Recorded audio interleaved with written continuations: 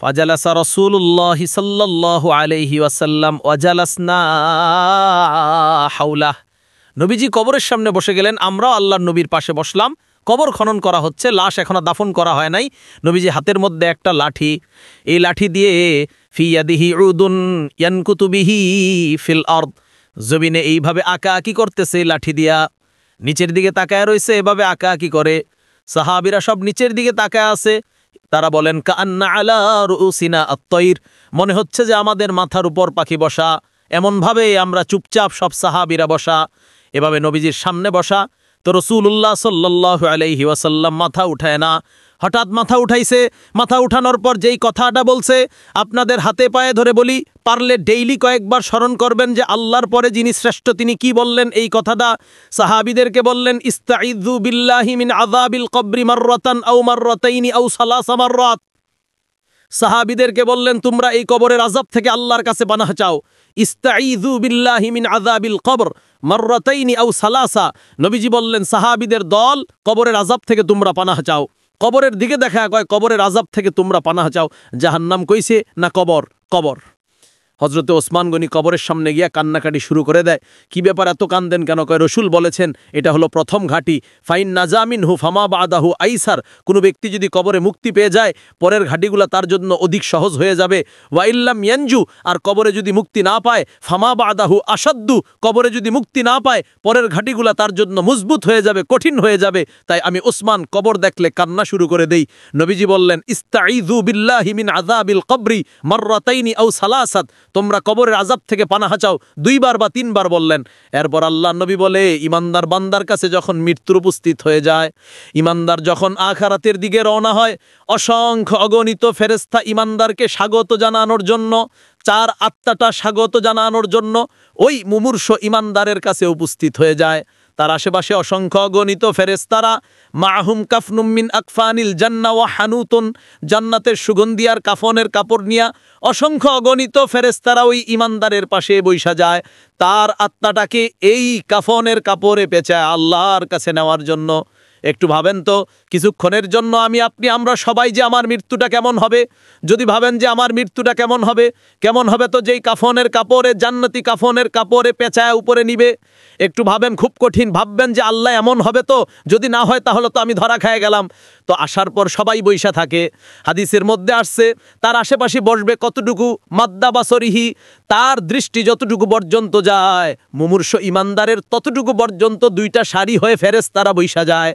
সুম্মা ইয়াতিহি মালাকুল মাউতি ইনদা রাসিহি, এরপর মালাকুল মাউত তার মাথার কাছে আসে। কুল্লা তাওয়াফাকুম মালাকুল মাউতিল্লাযী উক্কিলা বিকুম, তোমাদেরকে মৃত্যু দেয় যেই মালাকুল মাউত, মৃত্যুর ফেরেশতা, আল্লাযী উক্কিলা বিকুম, যাকে তোমাদের জন্য নিযুক্ত করা হয়েছে। বলেন মালাকুল মাউত কে? মালাকুল মাউত তো তিনি এসে যায়, উপস্থিত হয়ে যায় মাথার কাছে বসার পর ওই ইমানদার বান্দার আত্মাকে সুন্দর করে বলে, আইয়াতুহান নাফসুল হামিদা, হে প্রশংসিত আত্মা, উখরুজি, তুমি সুন্দরভাবে বের হয়ে আসো। উখরুজি ইলা রাউহিন ইলা রিদওয়ানিল্লাহি ওয়া মাগফিরাতিম মিনাল্লাহি ওয়া রিদওয়ান, বের হও সুগন্ধির দিকে, আল্লাহর সন্তুষ্টির দিকে। ওয়া মাগফিরাতিম মিনাল্লাহ, আল্লাহ তোমারে মাফ কইরা দিছে। আত্মাটা আস্তে আস্তে বের হয়। নবীজি বলেন, সালাত কামা তাসিলুল কতরাতু মিন ফিস সিকা, ইমানদারের আত্মাটা মালাকুল মাউত সুন্দরভাবে বের করে নেয়। এবার বলেন তো, সামনে যারা বসা তাদের কাছে কি আছে? জান্নাতের কাফনের কাপড়, সুগন্ধি। তো বের করার পর ইমানদারের আত্মা তো, এরাও তো খুব খুশিতে আছে। আরে আমগো কাছে দাও, তুমি এতক্ষণ রাখা লাগে, চোখের পলক পরিমাণও মালাকুল মাউত আত্মাটা রাখতে পারে না। ইমানদারের আত্মা তো, অন্যান্য ফেরেশতারা কয়, আরে দেন, তাড়াতাড়ি দেন, জান্নাতের কাফনের কাপড় দিয়া পেঁচায়া ইয়াসাদুনা বিহি ইলাস সামা, আকাশের দিকে রওনা হয়। হাদিসের বর্ণনা, আত্মা আকাশের দিকে নিয়ে যখন রওনা হয়, যতগুলা ফেরেশতাদের সামনে দিয়ে আত্মা বহনকারী ফেরেশতারা যায়, সমস্ত ফেরেশতারা ওই আত্মা বহনকারী ফেরেশতাদেরকে স্বাগত জানায় আর বলে, যাও যাও, উপরের দিকে যাও। আরেকটু আছে, বলে এটা কার আত্মা? ইমানদাররা জবাব দেয়, ফুলান ইবনে ফুলান, অমুকের সন্তান, অমুকের আত্মা। একদম নাম সহ বলবে, এটা অমুকের সন্তান, অমুকের আত্মা। এই যে ইমানদারের আত্মা, খোলানা তো পেঁচানো, তো এরা জানলো কেমনে এখানে যে ইমানদারের আত্মা? এরা বলবে, এই আত্মা থেকে এমন সুগন্ধি বের হয়েছে, যেই সুগন্ধি সুগন্ধির কারণে আমরা বুঝতে পারছি এটা ইমানদারের আত্মা।